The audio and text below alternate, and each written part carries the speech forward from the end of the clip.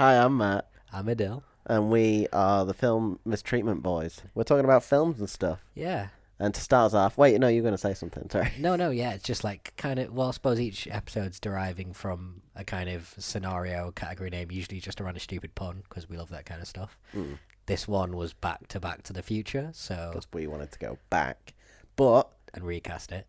well, yeah, to recast it, but I have never seen this film, so it was a great opportunity for me to watch this film. And, first of all, really enjoyed it.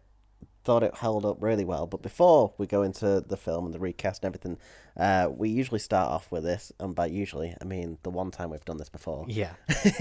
There's a hot take that one of us has about cinema or film or anything to kind of do with that. And this week is my week to come up with something, and I have got something for you, Dill. You Yeah. ready? I've heard some interesting kind of teasers, but nothing given away much. But it sounds pretty big. Okay. Well, it might not be that big, but my hot take for this week is that independent cinema will die and become an exclusive streaming content bargaining chip.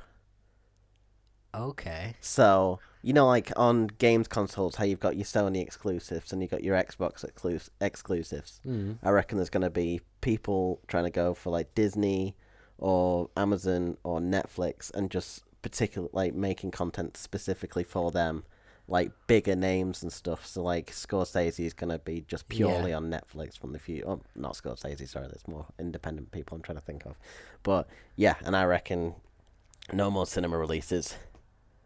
All exclusively online streaming. What do you think? See, well, it comes to a thing I thought was interesting when I saw Netflix is like, I remember the end of last year, 2019, looking at the slate of releases they were have because they were going big into original films. Mm. And it looked like the way they were kind of go about it was just giving every kind of, like, anyone who's, every director who'd ever been hot kind of as much money as they wanted to just make whatever kind of film they wanted, which I was super behind because I just think sometimes, different people get credit for films when, like, maybe it shouldn't even be the directors, maybe the editors should be getting more credit, but that's a whole separate argument. Yeah. But I actually don't. I think independent cinema is an interesting one because I think it's going to stay alive in the sense that it's been alive the whole time since its kind of heyday, which is separate to whatever the kind of main system is operating and pushing out. Mm. So now I think because Netflix and Prime and all of these lot are becoming part of the system and just producing content out there like everybody, I think the kind of what is independent cinema is going to be something entirely separate to that. So I don't think it's going to.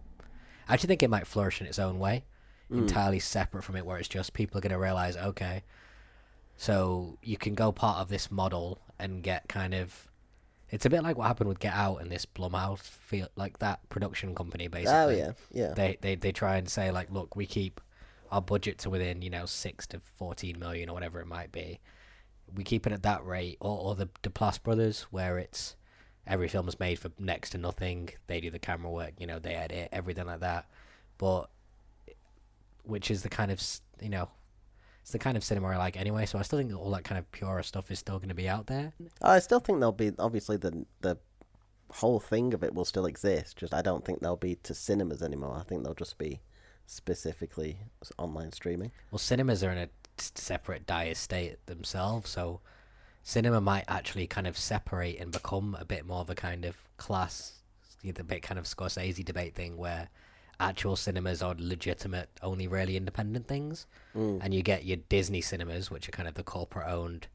They have to kind of show a certain number of these many films from these companies, or in order to get the franchise kind of films and stuff, and you'll get kind of wholly independent, truly traditional, like kind of independent cinemas, which are like a lot around kind of community stuff, and they might have like a bar in there and kind of like little meetings and things like that. Yeah. And that's where independent cinema can like thrive as a kind of. But again, it's all comes down to the kind of budget of the things. Yeah. So Yeah, I had another hot take for this as well, which I told you we were kind of talked about a little bit, but like obviously not on the podcast. But with this everything that's going on in the world right now, could be a completely like new way for us to consume content. So there might even be the death of like half cinema. Like you'll still get like your big Odeons and stuff like that, but there's a lot of stuff and a lot of talk that there could be home box office stuff now, so you can just rent stuff from home. It's already happening with Emma and stuff like that, and Invisible Man. They're doing it for £20, aren't they? So Yeah. it's clearly a moving it's changing in a direction. I think that the like crossing of the Rubicon will be with like real marquee films. Like if they did it with this Bond film that's coming out, I would be like, oh no, like because that feels like a line's been crossed. But as long as, because this is the thing, is there's so much investment in those films. They know from the distributors going to the cinemas that like they're gonna get a certain amount of it back. Yeah. But if they've realised that we can charge, just 40 quid for a brand new one or something, and we'll make the money back, then that's kind of cutting that out of the experience entirely. Although, again, we say this kind of talking as kind of cinema geeks, but we did get turned off the cinema quite a lot as we were going more recently just by the kind of whole experience of it. It's not even the experience of it, because I love the experience of the cinema. It's just other people. Yeah, that's true. Piss me off. Well, that's the problem. But that's the thing. That's the thing with going out as opposed to being at home, is you have to involve other people. Yeah. So yeah, it's kind of like a separate issue we had. But yeah, it's interesting. I kind of still back that there's going to be kind of weirder, kind of more creative stuff going on out there, and it's the kind of people finding the right kind of budgeting and stuff like that. And there's so many competitions, and there's so much more availability and accessibility with people like Steven Soderbergh doing whole films on iPhones and stuff. So it's a kind of, people like to be foreboding about it, but it's kind of, we're always in a more advanced kind of, the opportunity is always more and more out there, even if there is kind of more and more normal kind of noise and also crap just through sheer volume. Yeah.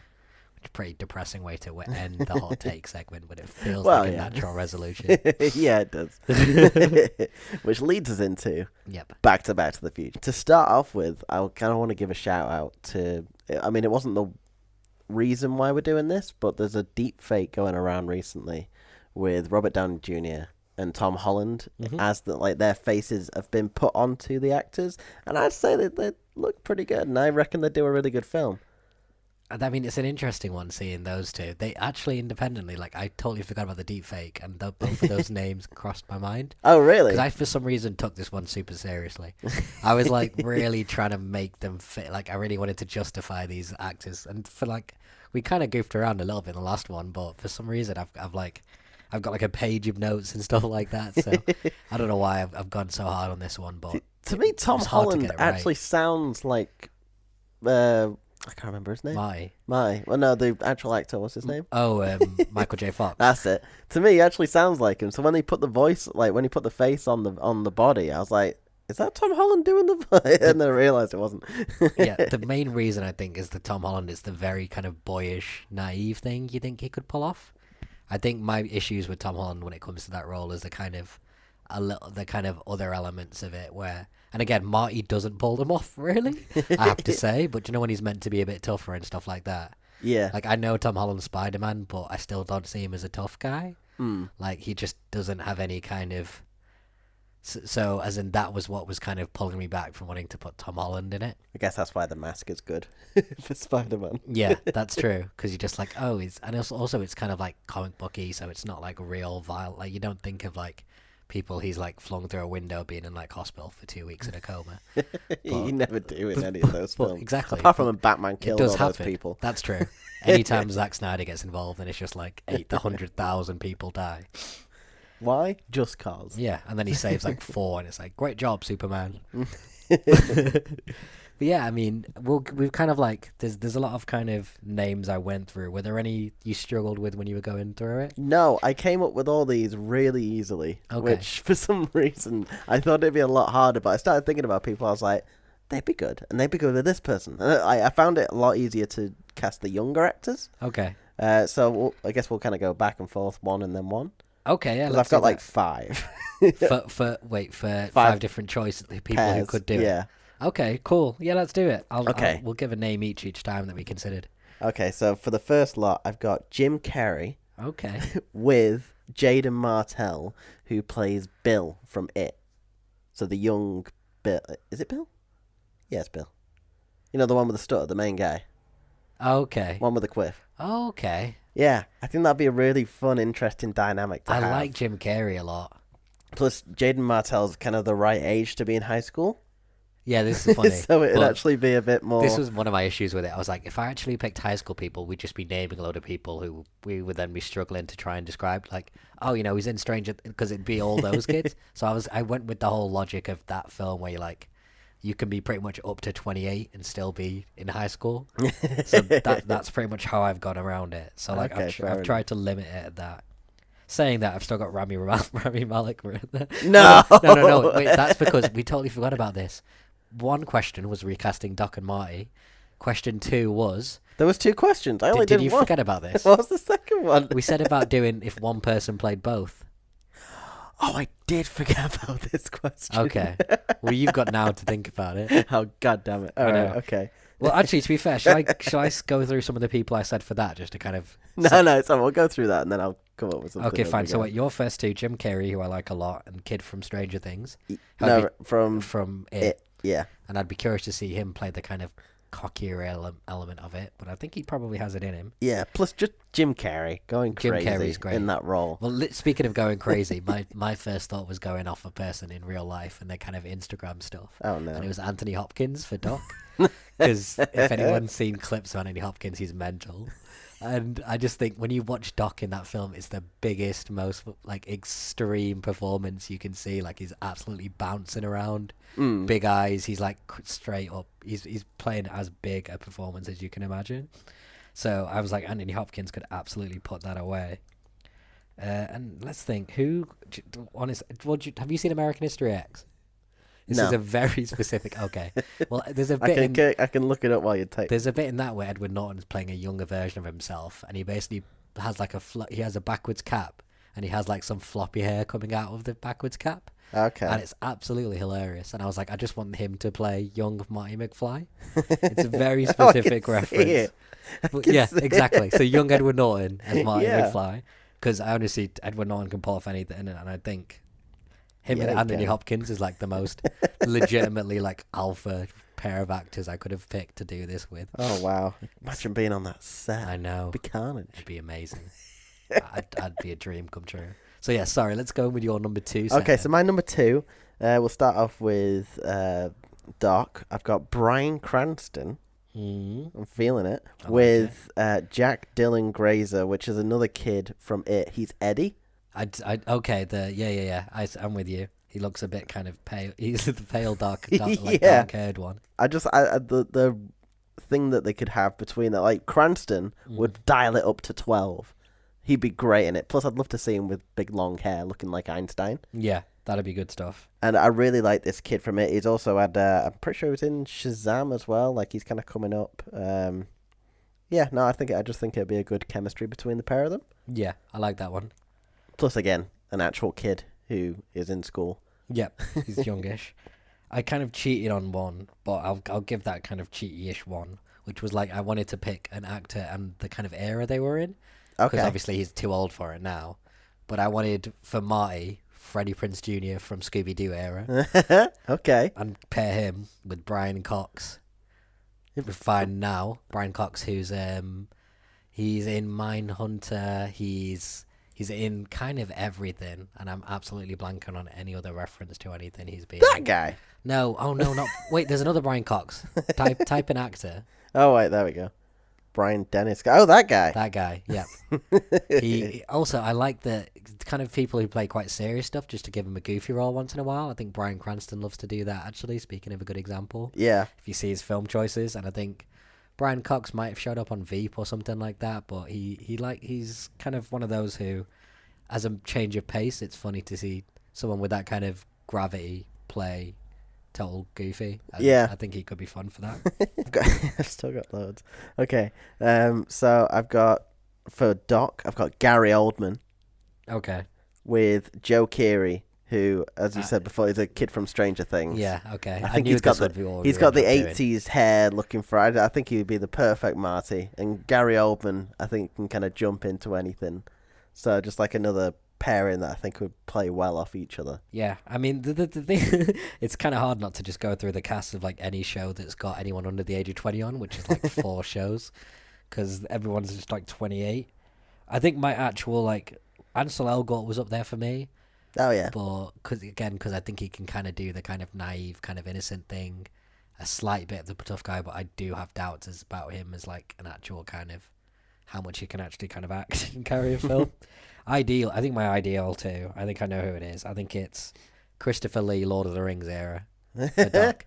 I want to Okay. make him like booming voice, like real. Marty. I want presence. That's what I want for my Doc, is to have some major presence, and pair him with when he got fat Jesse Plemons, because like 5 years ago, Friday Night Lights Day, Jesse Plemons might be like the best actor of like under 30. Like quite convinced. I don't think there's anybody who's done as much as him and been as good as much as him. Mm. So I just think Jesse Plemons is always good. I think he's tainted a little bit for me though, just because he was such a dick in Breaking Bad. But again, he was so like. Have you seen like even like when we watched the Aaron Paul film, the After Thing one? Like he's super interesting in that. Like it's a weird thing because you're just like, why are we following him around? Yeah. But performance wise, like it's kind of it's one of those that I think you almost don't appreciate why you've got it, because he's doing so like he's not showing off. Mm. I think I definitely when I was younger was kind of like guilty of like always favouring the actors who go big and the ones doing like the tantrums and the big speeches and the kind of carry Nicolas the Cage. scenes. Yeah, well, obviously not him because I had taste. But no, Oh. Nicolas Cage. I know, burn Nicolas Cage. Mia. I know. I need to adaptation. He's good, but that's kind of because it's so good. In everything, he's good. He's in everything. He's Nicolas Cage. But Which is my amazing. point. This is a side Not- thing right not now. amazing. That's going to be It's my just hot a take in 2 psychopath. weeks' time. What Nicolas Cage is actually always good. He's amazing in everything. I don't think he thinks he's always good. Yeah, I don't He's think a- he knows what planet I- he's on. Oh my god! Did you see when he went bankrupt? By the way. No? Oh my god! So just if people want a Google for a list of just absolute, we need to, like pop it on screen. It's like when he went bankrupt. Basically, I think his money person. He tried to blame his money person, and I think like some stuff happened, so they published all of what he tried to buy, and he tried to buy like a bunch of rare animals and like islands and like multiple jets, and like the list of stuff he'd bought was absolutely like insane, and truly like proof that he's meant like Nicolas Cage is just Nicolas Cage. I'd love to see what's on that list. I know it's on there. It's on the internet somewhere. I'll have to find I'll it. put I it. remember I'll being put it like, on the screen right Yeah. now, and I'll be like, "Wow, wow. You will have to scroll for a while because there was a lot of that kind of stuff. I don't even know what we started talking about before we We're started. still talking Nicolas about. We're still talking about Back to the Future. Cage. Oh yeah, that's true. I have a gender swap version. Okay, okay, go for it. Okay, so I've got Helena Bonham Carter as Doc. Ooh, I like that a I lot. think she can lean into crazy. I like that a lot. Yeah, and a girl. I've only ever seen her in one film, but I really liked her in that film. Raffi Cassidy. She was this young girl in Tomorrowland, but I feel like she's kind of got the look of like being able to bounce off Helena Bonham Carter and being like a rebellious kind of little skater girl. Yeah, I like it. It's Yeah. it's kind of more legitimately answering the question. Yeah, I suppose I'll rail off a few of the ones just to kind of let you know what I was thinking when I was doing the ones to have one actor kind of play both. Oh yeah, Because the first Route 1 name that came to mind is kind of cheating, which was just Brad Pitt because of Benjamin Button, because he's kind of already done it. Because the hardest thing I was thinking was, like, I spent ages thinking about... So now with The Irishman, obviously, we can do old to young, yeah, but historically it's much easier to do young to old. yeah. But then I was like, what kind of age do I want? Because they have to be able to convincingly play as much as Michael J. Fox convincingly plays somebody that age. So I was Which really I'm still not convinced he does. He He doesn't. makes some weird Which- acting choices in which that gave film. me some leeway, because then I was like, Rami Malek. Like, to the degree Michael J. Fox can seem young, I think Rami Malek can seem young. Ewan McGregor at a certain age range, I think could have been brilliant. Okay, yeah. As the actual young people now going up, there was the two main names. My actual defining one, just because I think, again, I'm a big fan of a quiet acting boy, and like Lucas Hedges is quintessential like young quiet acting boy. I've heard that name before. Manchester by the Sea, and he's kind of Okay, he's yeah. been in every kind of like quiet emotional film like the last 3 years. The other name is someone I'm rooting for, and I think can do the kind of dickhead element of Marty McFly quite well. it's the kind of rest of it is Miles Teller. Oh yeah. I would be super curious to see Miles Teller try and take a crack at doing both. I think that'd be an interesting kind of challenge. Because again, it's certain people where like you almost want to see them get tested with an acting challenge. That's where I was like Daniel Kaluuya could be good, just because certain people I was like I think they have the ability that they could kind of pull it off. But the main thing I was just struggling on was like this whole age range thing. Was like I need them to be able to pull off the younger element more convincingly than the other one. But then I was like, what if I can just Irishman this and just like pick De Niro and then have just like teenage De Niro try and like go around being a douchebag? It'd be hilarious. That's too much of a stretch for all them wrinkles, I think. Yeah, I know. There's no amount of technology that can do that. Someone who could get around that though, Tobey Maguire. Tobey Maguire would be good. Although, oh my god, Spider-Man 3. My problem is now I think that whole dance sequence from Spider-Man 3's ruined him as a human. Like, As a human being. I can't not see that in my head, so I can't have positive like connotations to him. What about Gatsby era? Do you know what I really liked him in? Brothers, when he's like intense as fuck. But I still can't get past that whole dance with the finger guns and oh my god, dude, it was rough. Shame on you. Yeah. Also got Will Smith. Because he was just in that film that nobody watched. What was the name? The one with him and Gemini Man. Gemini Man, yeah, younger self. You were excited about that. I know. We were going to watch it at the cinema and then that didn't really happen. I'll get around to it at some point. Tom Cruise. For a mid-age one. Yeah. The problem is the young enough part. Actually, with a bit of de-aging tech, Tom Cruise could be good. Because he's also kind of got the floppy hair. I spent too long thinking about the hair with this element. If it's going to be hair, the right height. there is someone else I've got in mind for this. Okay. I don't know if they could do the old part that well, though. It's Andrew Garfield. I rate Andrew Garfield a lot as an actor. Yeah, I think he's good. It's a great pick. That might be my favourite pick. I think that's my favourite pick. Oh, wow. The mid-age one. Okay. No, actually, Lucas Hedges is. But second. I love Lucas Hedges. Okay. Well, what else? Well, another thing we did, I suppose, another feature on this podcast, which we're kind of discovering as we go along. Oh yeah. Is we did a thing where every week the person who does the hot take, the other person, will pick a film that kind of either we've seen and kind of want to rewatch, or and want the other person to see, more importantly, or a film you haven't seen and think we kind of both should watch for our kind of like, just out of interest in the kind of way we discuss films and kind of debate things. So last week, Matt picked A Simple Favor. Yes. Also, a essential factor is we want it to be on streaming stuff. So it'll be on Prime and Netflix because which is good for you guys listening. Yeah, exactly. Who can be bothered with the hassle of like actually Downloading dealing with the stuff. film? Yeah. So last week was A Simple Favor. What did you think? Because I You know want what my I opinion think. first. Go give yours first because mine's more confusing, and I'm just gonna like stumble around myself until you tell me to shut up. Right, okay, I liked it. Okay. I thought it was a good film.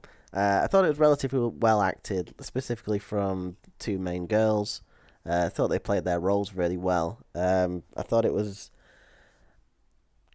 like it was what it was supposed to be.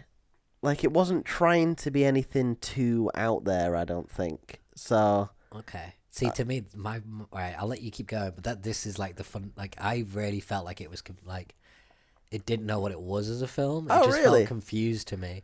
It felt like it was trying to reach into, like, one moment it'd be trying to go super dark humorous, and then one moment it'd kind of flip back and try I and be, agree with like, that. To be fair, appealing to the mums, and then it felt kind of. The whole time I was watching it, I was like, and this might be my own fault, trying to put stuff into boxes. But I was just a little bit kind of, this doesn't, like, it felt like either a couple of different ideas meshed together or just, like, not quite a cohesive vision for me. But, again, I agree with the acting point. I think it was really well acted.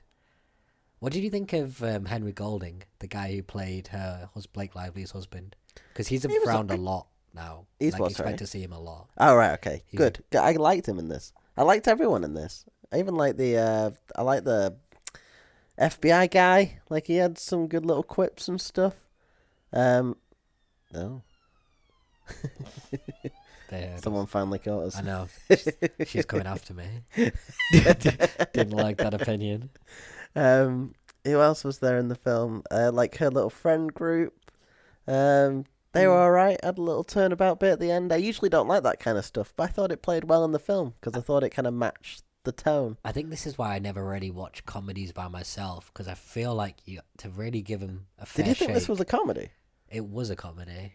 Like, it's a Oh. dark comedy. That's what it's going for. Is it? I'm gonna search that because I did not think it was supposed to be a comedy. Read all the reviews of it. They all talk about how funny it is, and it's a Paul Feig film.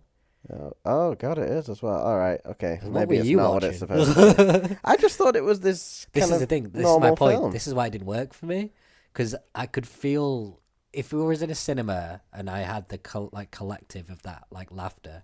I think I could like that's why I don't think it's fair on a film not to watch it in a cinema if it's a comedy, because you can't laugh by yourself sometimes. It feels a bit weird, but when you've got like the permission of everyone, it just makes more sense. Yeah, you can kind of lean into it a bit more. I forgot Linda Cardellini was in this film. She's Yep. always great. And we're kind of getting back together, her and Paul from Freaks and Geeks, which is a real long, like 20-year nearly collaboration.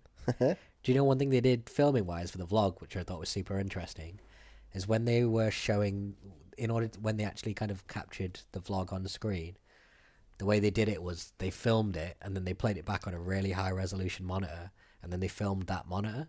Oh, yeah. And that was how they had the vlog kind of have like a little bit of a kind of pixel texture, but still be Oh, the cool. right quality. Which Yeah, I just because thought was a nice sometimes you little look thing. at stuff that's on screen and it just looks too polished. Yeah.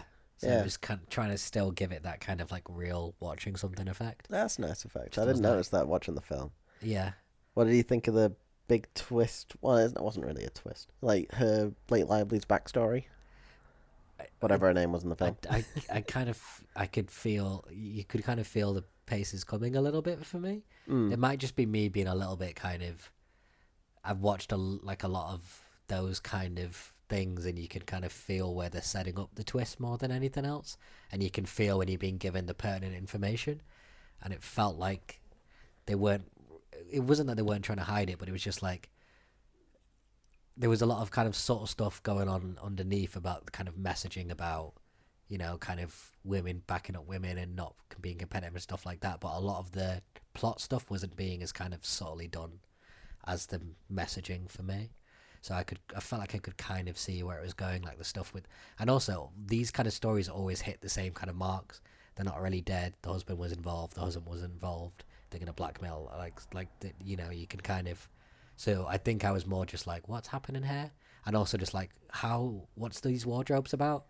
Like, See, that was the one scene that stood out to me that kind of took me away from the film because, like, why and how would that have happened logically in the film? It couldn't which have done. thing? Like the actual wardrobe, like her emptying that yeah. wardrobe, she goes back and it's all full with all the same person's clothes, and it's like, how did that even? Yeah, There's just no logical explanation. Like it was a nice scene, yeah, nice effect, but like when you look at it outside of what it's supposed to be, it just doesn't work. yeah. And there's like little things like that that kind There's- of take you out of it. Yeah, there's kind of characterological things with Anna Kent, and like also like why was she that jealous, Blake Lively? But like overall, I'd say it's one of those films that a lot happens, so the pacing is quite good. Like it carries you through pretty well. Yeah, I It's not enjoyed it. groundbreaking. Again, I it's like a It good- was just like it wasn't trying to be anything too big. It wasn't trying to be anything too small or whatever. Like it was this had bits and that, little bits ups and downs, whatever.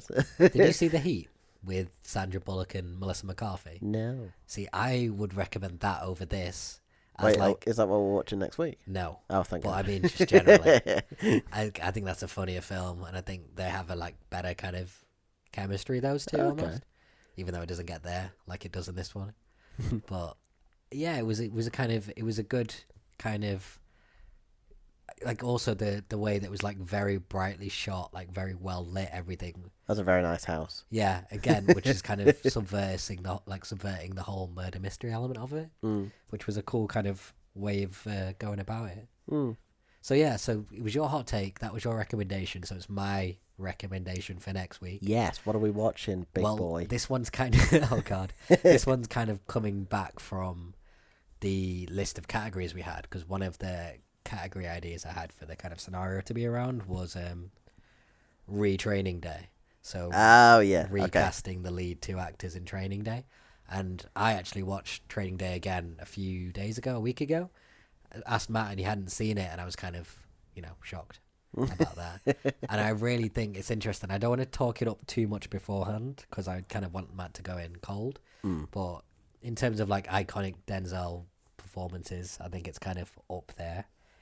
Like it really is kind of great. I actually think as well, I've been thinking more about like kind of I think pacing is a really kind of underrated thing in what kind of pacing and a good ending, I think, kind of are two of the like the three constituent things, the most important things I've started to decide for making a good film is the characters, the pacing, and the ending. Like that's if you've got those, people go out happy. Even if like some of the rest of the shit doesn't hold together, there's some plot holes and stuff like that. Like if you've read a good level with those three, I think you can do really well. And I think this, because it has those, so like I think this is one of the most timeless films. Like I think this will hold up in 30 years, even when the whole gang scene and the drugs and like all the context might not be the same. I think. What is this film about? I thought it was about basketball. Training Day. No. That's what the training's for. He's a detective. He's training for basketball. All I'll say is this is the LA riots in the early 90s. There was the LA riots. Rodney King got beat up, and there was a lot of stuff about like police so it's brutality. a kind of biopic. He kind of is based his performance off a detective in the NYPD. Okay. He got a goatee based on this guy who got thrown out because of his behavior, basically. And so we follow this character for a day as he goes around being an insane, truly insane detective. Oh, cool. And All right, I'm hyped. Brilliant film. Antoine Fuqua. And yeah, it's going to be interesting to have you watch it because it gets into some crazy stuff. It's classic memes. Some of the best memes out there as well. Oh, really? Okay, cool. So I'm on board. It's gonna be a real experience. You got anything else to say on the podcast? Or we all done? Watch Training Dates on Netflix. Yeah, watch it with us and we'll talk about it next week. Yay! As well as Dill's amazing hot take and Oh yeah, you do that. us recasting, I suppose. Those two roles, yeah. And then I'm just gonna like talk about how great Denzel Washington is for a while. Maybe we'll come up with something else. That's true. We'll see. We'll see. No one knows because we don't know. Because we have no idea. No one has any idea what's going on. All right, okay. We're all in the same boat. I'm going to sign off here. I'm Matt. I'm Dill. We've been... talking shit. Yeah, filming treatments and stuff. Cool. We'll see you next week.